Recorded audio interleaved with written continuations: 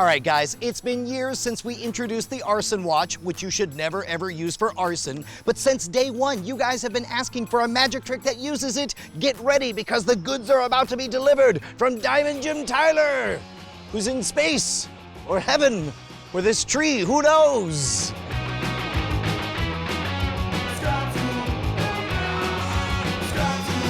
Billy and Jared, toast me! Cheers. Cheers. Thank you, Brian. Thank you for having us, Brian. Jim. Back again at the MoonTower Saloon. We got Diamond Jim Tyler. We are meeting for the first time Jared and, Bailey. Nailed it. Nailed it. And Jim's got a trick that'll blow all our minds. Go for it, Jim. Yes, a little mind reading, Yes. magic. So I'm gonna make a prediction. Okay. We'll see if this comes true in just a moment. And all right, see if this comes to pass. And hide this in a. And I use my watch as an arson watch. There we go. There we go. James Bond watch. Yeah. So people don't wear watches anymore, so that's why I put this on today, because you need the face of a watch. I don't want to see what's about to happen. You're going to look at the I face don't want to of light the on watch. fire. So what you're going to do is you're going to think of one of the hours on the face of the clock. And let's say you pick 5 o'clock, for example. Starting on the number 12, you're going to spell your number o'clock. So if you pick 5, you'll start on the 1, you'll spell 5, F-I-V-E, and you'll end up on a new number, okay? So you follow me? Okay. So whatever number you're thinking of, start on 12, and then spell out the name of your hour until you get on a new hour. Have you done that?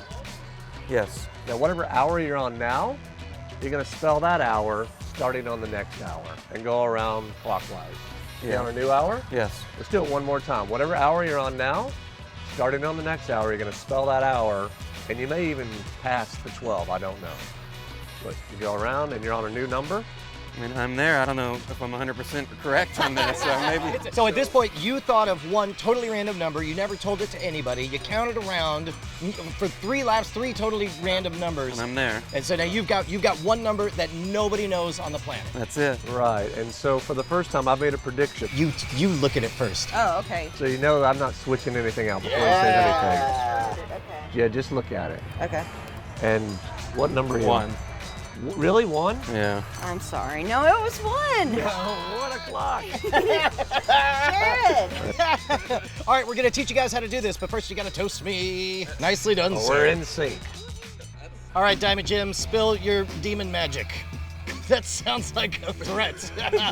Blah, fire everywhere. It's real magic. No, actually, you only get it right like 1 out of 12 times. But when you nail it, you look like Zeus. So you want a watch that obviously has the numbers on it so they can follow. I guess if you don't have a watch, you could probably just draw a picture Yeah, of a you watch, don't want a right? digital, basically. You want the Yeah, basically you hands on just the- want the 12 symbols represented. Most people know how to read a watch. And Right. this was first printed in Steinmeyer's Impossibilities. Okay. And it's also in my Bamboozler series as well. It's are such fantastic. thank you. It's such a good impromptu effect. Believe it or not, if you follow my instructions, it will always be 1 o'clock. So you can get a tattoo. Go to a tattoo parlor, write down 1 o'clock. Have a picture of a watch, a pocket watch that's marked at 1 o'clock. Now here's what's amazing is, let's say they mess up and they start on the 1, it still works. So you can Really? start on the noon or the 1. You guys pick one. What number would you like to use? 8. 8. So we'll start on the 12. E-I-G-H-T. We end up on 4. Now we're going to spell 4. Start on the next one. 10. F-O-U-R. How'd you get 4? Well, we were on 4 o'clock. Oh, And so you that's spell where- whatever okay. number you're Right. on. You don't think right. of a new number each time. Oh, You got it. use the one that you're on.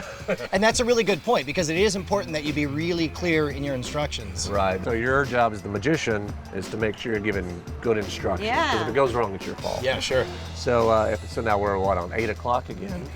So now you'd spell E-I, E-I-G-H-T and and you end up with 1. So always 3 laps. 3 laps. And if you do 12, so if you started at 12, T-W-E-L-V-E, so and then S-I-X, and now you're at 9, N-I-N-E. That's awesome. That's so easy. Okay, so let's see if you guys can pull it off. You guys have to be the magicians here. Okay. So we have the number written down here that I predicted, and I want you to start at noon, Okay. and I want you to pick a number on the clock, 1 through 12. Okay. From noon, spell the number in your head, counting. Okay. And so I count the end up on letters, a new count the number. letters and the number. Okay. My secret number is 11. Don't tell her, okay? Eleven. Okay, I'm on a different number that you can't possibly know. Spell that number out. It's on 6, so I'm gonna spell S-I-N down on that, but don't tell him. Okay, now what? Count the letters of your number again. Okay, so N-I-N-E. All right, I'm on another number, but there's no way you could know what I'm on now. Well, we have it written down here, so you tell me what number you're on. I ended up on 1. Amazing. The 1 of magic fire. We have this right here. Whoa, set fire to the devil work. There we go. I'm sure they appreciate that. I probably shouldn't have done that. That was a bad idea. I like the wood. Guys, the beauty of this force is you don't even need the watch. As long as you can get someone to clearly picture a clock face, you can walk them through those steps that'll have them forcing the exact number that you want. By the way, this gem and so many more shows up in Diamond Jim Tyler's books called Bamboozlers. This one is in volume 3, and they're all available at scamstuff.com. That's gear for the modern rogue. And speaking of the modern rogue, you saw last week's episode, right? We fired a potato cannon at point blank range at a human head, give or take. It was awesome.